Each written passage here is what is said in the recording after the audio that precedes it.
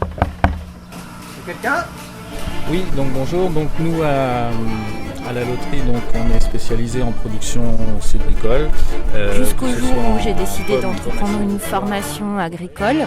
Je suis paysan depuis 25 ans, à Curcy sur paysan maraîcher, je suis installé. Le groupe s'est créé sur un premier lieu collectif. Je me suis dit finalement pourquoi pas moi, pourquoi pas m'installer.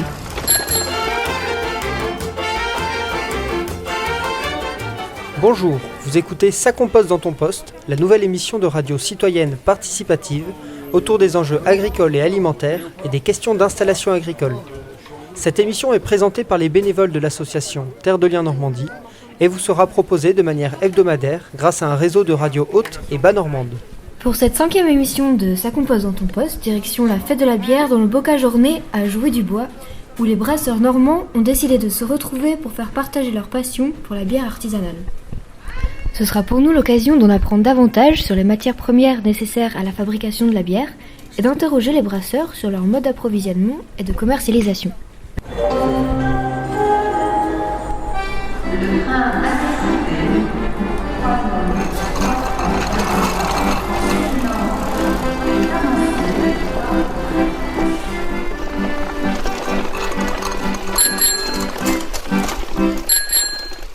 Bonjour Monsieur Scuse, vous êtes l'organisateur de la fête de la bière. Ah oui, et bonjour. Donc ça fait combien de temps que vous êtes installé ici Nous sommes installés dans les coins 21, 22 ans maintenant, mais je commence le brasserie en 2000.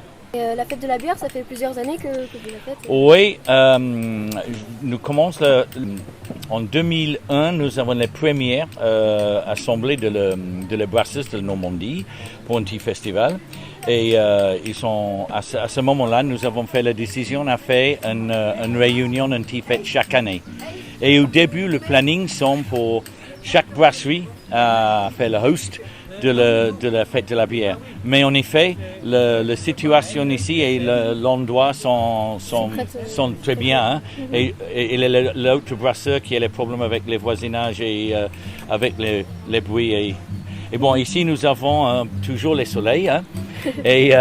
Mais aussi nous avons l'espace et plein d'espace pour les campings et tout le monde peut faire les fêtes ici calme et sécure. Et donc pourquoi est-ce que vous avez décidé de mettre en place la fête de la bière?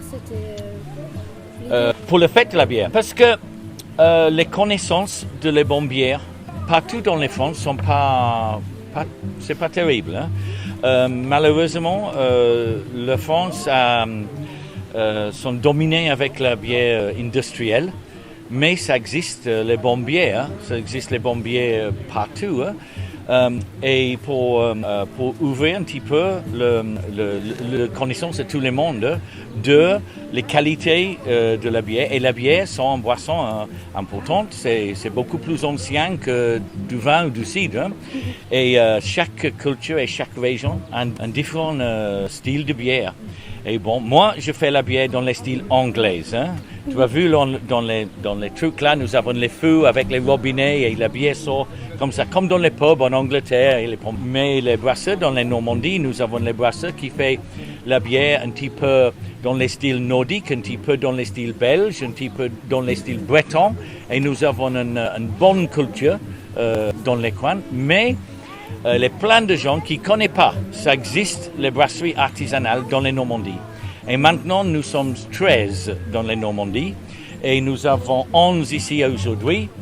Et c'était bien, nous passons un week-end ensemble parce que nous n'avons pas beaucoup de temps pour partager avec toutes les informations, tous les bons esprits. Et c'est pour ça. Avec un événement comme ça, hein, les gens, il y a plein de gens qui disent « Hey, je ne connais pas, ça c'était bien ». Et ça fait marcher le style et qualité de la bière artisanale. Hein. Mm-hmm. Et donc vous, est-ce que vous pourriez nous parler en quelques mots de votre processus de fabrication? Oui, bien sûr.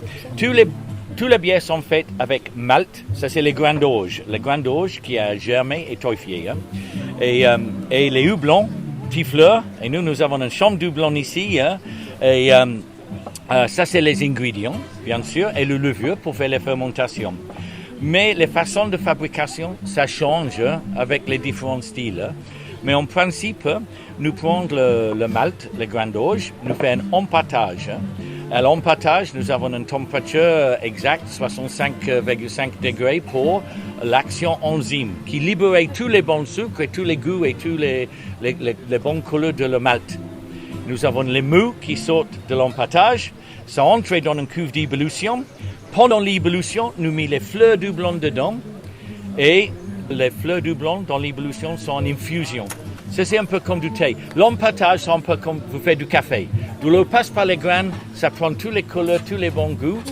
Ça entre dans une cuve d'ébullition. Pendant l'ébullition, les fleurs du blanc, nous mettons dedans et l'extract de l'arôme, de les goûts, de les huiles essentielles, de les houblons, ça entre dans la liquide par une infusion. Et après ça, nous avons les bons liquides de la bière, mais nous avons besoin de faire un petit peu d'alcool pour préserver la bière et aussi pour porter un petit souris quand nous boivons. Et les fermentations, nous mettons le levure dans la bière à ce moment-là, ça fermente. Et mon fermentation sont à peu près une semaine. Après ça, la bière sont finie. Mais la bière est encore très troublée. Et moi, je mets dans les chambres froides, dans les tanks, et je garde à température pour à peu près une semaine. Tous les petites particules du malt et le levure, ça descend. Nous avons une bière beaucoup plus claire. Ça développe les bonnes balances de goût. Et au niveau de quantité, chaque brassage chez moi sont à peu près 1000 litres. Et pour 1000 litres, j'utilise entre 3 et 400 kg de malt, mais 2 kg de houblon. Les houblons sont super forts. Et si vous avez le moment à déguster une bière chez moi, à la barre de la brewerie là-bas, qui s'appelle Hoppy Harold. Ça, c'est avec un houblon qui vient de Nouvelle-Zélande, parce que maintenant, nous avons, les mondes sont petits, et nous avons les houblons qui viennent des États-Unis, qui viennent de Slovénie, qui viennent de... Maintenant, les houblons de Nouvelle-Zélande sont extra. Elle a un différent goût, un différent arôme. C'est un petit peu comme les vins. Quand vous avez les vins en Californie, en Sud-Afrique, vous avez les choses très intéressantes.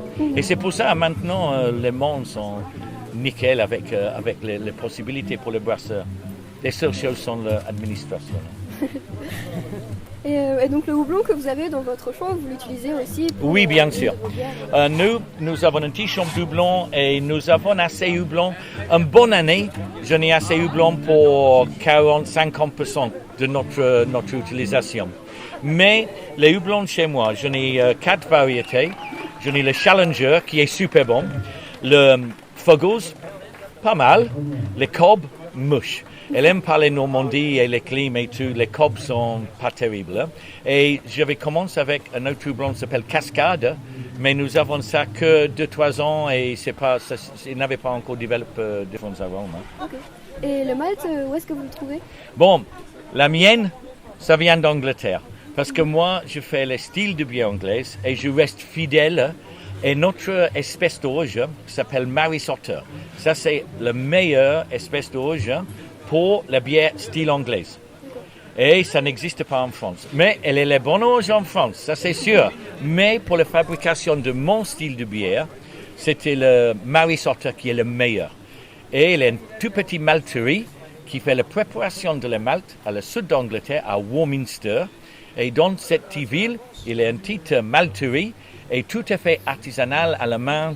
Tout est bien préparé et les qualités sont super bonnes. Pour moi, c'est le meilleur dans le monde. Pour mon style de bière, si tu parles avec Bernie ou avec Norseman, un qui utilise une malt qui vient de le nord de la France, un autre utilise une malt qui vient du Belge. Parce que pour les différents styles de bière, les brasseurs trouvent les différentes espèces d'orge. Même qu'il y a un brasseur qui a l'orge qui vient d'Alsace maintenant. Mais c'est un différent style. Merci Monsieur Thieux. Nous retrouvons maintenant Julien qui est avec François de la brasserie de Lally. François de la brasserie Lally. C'est ça. Donc présente-nous un petit peu la brasserie, depuis combien de temps elle existe. Alors la brasserie Lally, elle existe depuis 2011 dans le Calvados. Avant on était dans les Yvelines. Donc voilà, on fabrique de la bière, essentiellement de la bière blonde qui s'appelle Auprès de ma blonde, qui fait 6 degrés d'alcool, et sinon on fait des cuvées saisonnières. On est en certification AB et en Nature et Progrès sur toutes nos productions. Et comment tu commercialises avec Erika ta bière ? Eh bien, on la vend à tout un réseau de revendeurs, des petits revendeurs, des magasins de terroirs, des cavistes, des restaurants, des bars. Et puis sinon, on la vend aussi en fût, surtout à des organisateurs d'événements, des festivals, des petites fêtes à la ferme, voilà, des choses un petit peu différentes, des anniversaires, des comités des fêtes. Et puis nous, on est présent aussi sur les marchés, les foires, où on la vend à travers un stand, on vend nos bouteilles. Alors à la fête de la bière, on s'est rendu compte que pour faire de la bière, il fallait de l'eau, des levures, du houblon et du malt d'orge. Comment on fait de la bière alors en Normandie ? Eh bien, on fait de la bière avec des ingrédients non normands, en majorité, pour le moment. Mais c'est pas une fatalité. Et bon, voilà, donc on prend du malt d'orge qui vient d'une malterie qui en général n'est pas du coin, parce qu'il y a eu, comme dans la bière, un mouvement de concentration des unités de production qui fait qu'il n'y a plus de petites malteries locales de proximité. C'est des grands groupes européens qui sont affiliés à des groupes céréaliers ou des coopératives qui ont repris le marché. Mais on voit ici et là des initiatives de malteries, de relocaliser des malteries. Donc premièrement, il y a des paysans brasseurs qui cultivent leur orge, qui maltent et qui font leur bière. Donc moi, c'est là où j'ai appris à faire ma bière, dans une ferme brasserie en Auvergne. Sinon, il y a aussi des personnes qui sont intéressées par la malterie et qui se lancent artisans malteurs, donc qui achètent de l'orge et puis qui font du malt en bio ou en conventionnel. Il y en a une en Bretagne. Et j'ai entendu dire qu'il y avait une initiative aussi pour en faire encore une autre en Bretagne, décidément, mais en bio, celle-ci. Donc on serait les premiers clients. Et sinon voilà, on essaie de développer des circuits avec de l'orge normand, peut-être le faire brasser dans un premier temps, voir si des personnes seraient intéressées pour faire de la malterie, couplée éventuellement avec une meunerie, pour que les transformateurs puissent avoir des ingrédients travaillés de proximité. D'accord. Et alors, quelles seraient les conditions à rassembler quelles sont les conditions à rassembler pour créer une malterie en Normandie ? Je pense qu'il faut quelqu'un de passionné qui porte le projet, qui s'en occupera, qui va trouver un intérêt à l'activité de maltage.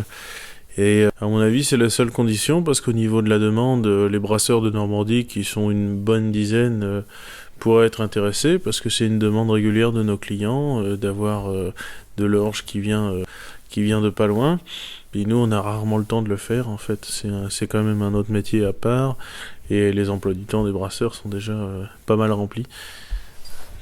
Et alors, donc ça c'est pour l'orge, et pour le houblon, si on veut s'approvisionner en houblon en Normandie, est-ce que ce serait possible ? Eh bien, on a déjà l'exemple de Steve, qui a Steve Skews au brewery, qui a une houblonnière, et qui pour une partie de ses bières utilise du houblon. Donc en Normandie, évidemment, c'est des variétés anglaises qui supportent bien l'humidité et le climat bien tempéré. Donc il y a effectivement possibilité de produire le houblon en Normandie, puisque ça prend beaucoup moins de place et ça nécessite beaucoup moins de matériel que les grandes cultures, que l'orge. Donc nous, on a des pistes un petit peu dans ce sens-là. On en a un petit peu planté chez nous, et puis chez un maraîcher qui nous prend les drèches, les résidus de brasserie, pour faire du paillage et nourrir ses ânes.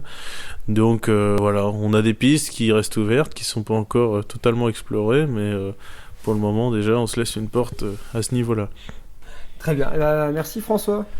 Je t'en prie.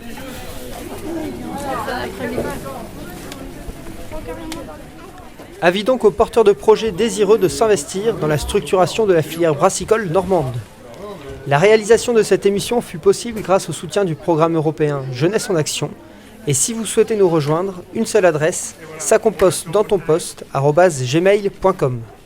Merci aux radios participantes qui nous diffusent toujours plus nombreuses, à Rouen le lundi sur R2R à 10h30 et 15h30, ainsi que sur HDR à 18h10.